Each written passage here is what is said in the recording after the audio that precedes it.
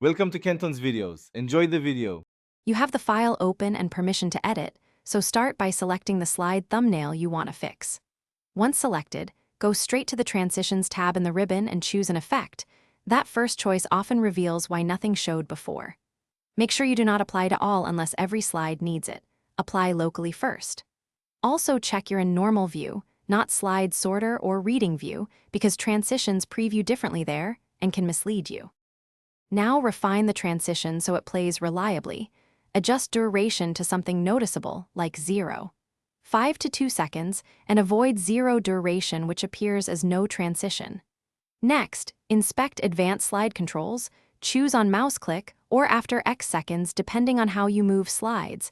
Mismatch settings are a common cause. Once done, open the Animations pane and the Slide Master to check for finish by previewing the slideshow from the current slide to confirm the transition renders as intended. Previewing is the definitive check. If it still fails, save a copy and restart PowerPoint that clears transient issues. Make sure Office is up to date and try the file on another computer to isolate the problem. One key troubleshooting tip: if transitions vanish only on your machine, disable hardware graphics acceleration in Options or update your graphics driver, because rendering bugs often hide transitions.